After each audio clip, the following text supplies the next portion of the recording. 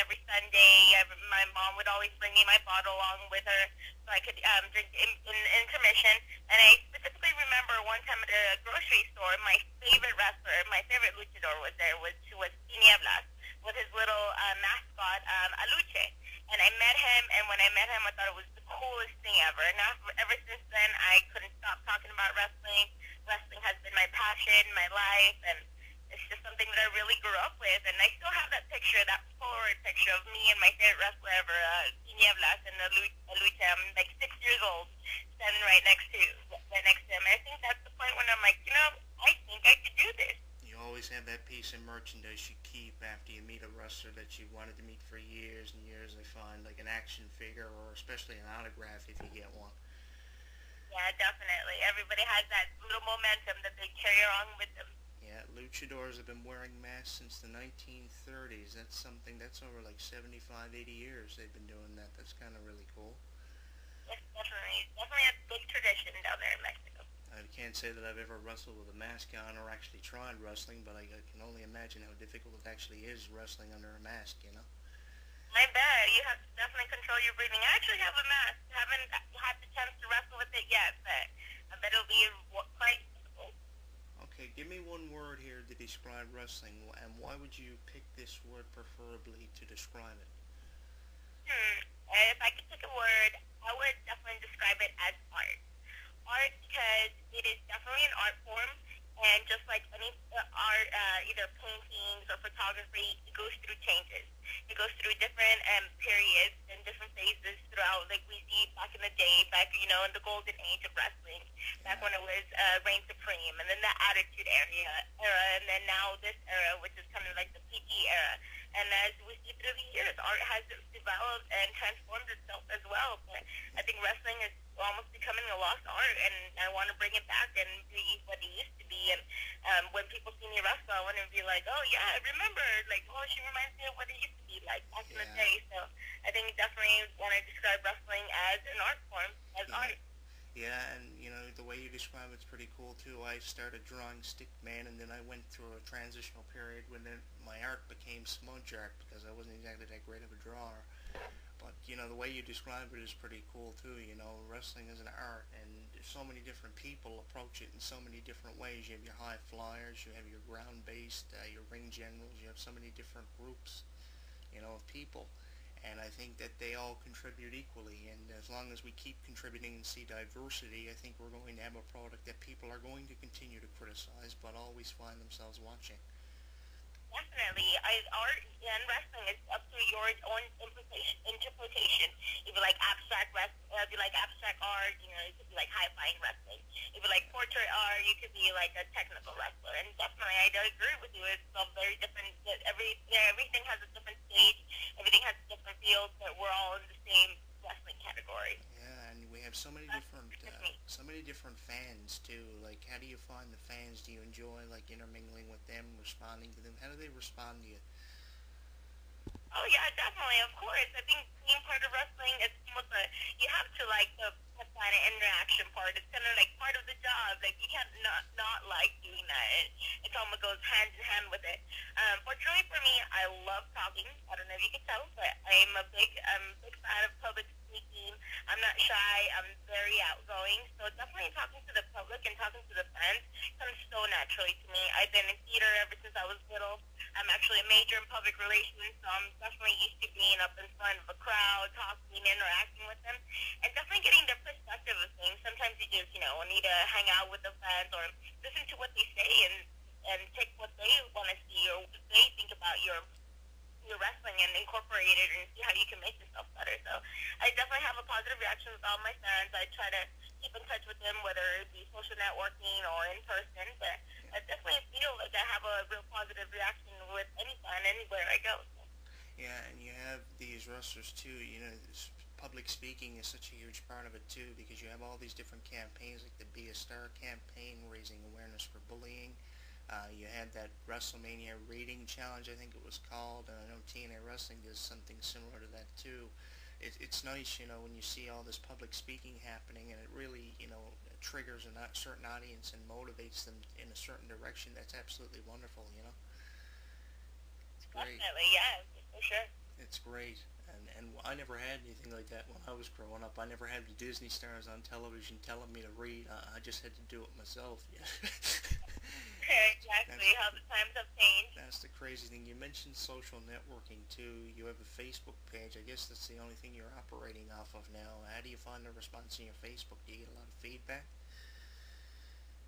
Yes, I love feedback. Any type of feedback on Facebook is good. I like when my fans message me on Facebook, which by the way is www.facebook.com/wrestling stars with two R's. I also have a Twitter, and Twitter's fun. Twitter's definitely a different platform that I like to market myself on. Definitely, we think it's a wider spread where you can get anybody from celebrity people to, your regular average people. But any type of feedback is definitely appreciated. Yeah, I was pretty much against Twitter for probably, I don't know, 2 or 3 years. And the thing that I didn't realize about Twitter was it was such a rich source of information. You could just keep up to date on your celebrities and stuff like that. And I didn't know how beneficial it actually was for especially a radio program when you're trying to search for things to talk about, because it's so difficult to separate what you have to talk about from what you shouldn't talk about. And I think Twitter is great for that. But one of the things that I don't like about it is this 150 word limitation. For a guy who likes to talk so much like I do, you're kind of like, shit, I can only say this in 150 characters. Right, exactly. How can we contact everything that we want to say in just like that little amount of space? Yeah, that's why I have a written column too that doesn't give me a 150 word limitation. Nice.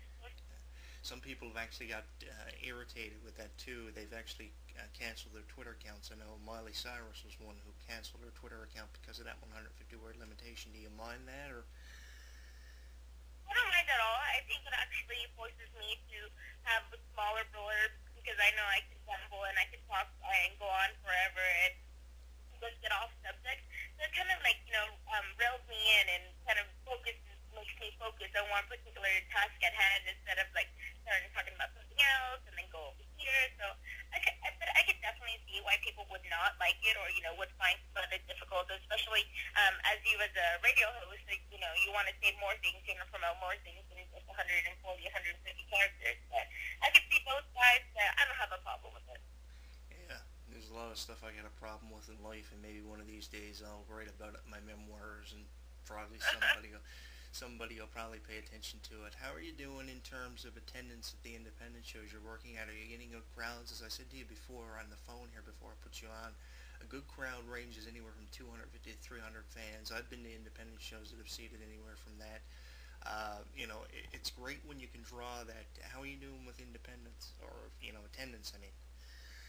Well, it definitely is a wide range, especially I hate to be so cliche and bring up, the economy and all this other stuff, but it's not just that. It's just a whole measure of different things on why the crowds aren't as big as they used to, or one week where you can have 450 crowd and the next week you have 150 crowd. But generally here, where I'm based out of in Amarillo, Texas, we draw maybe 100, 150.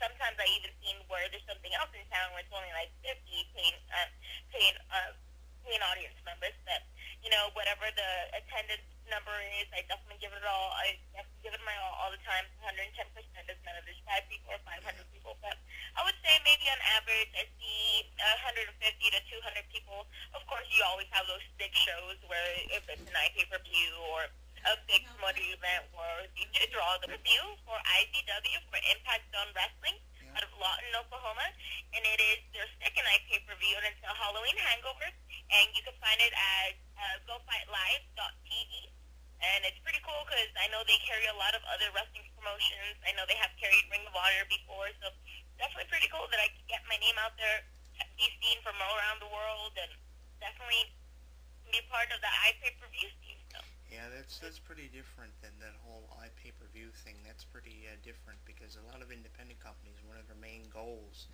is to have this goal where they get on pay-per-view. Now, sometimes, companies like Ring of Honor and, of course, Shimmer have a very decisive advantage when doing that. But, when an independent company can get on pay-per-view, I mean, that's great, too.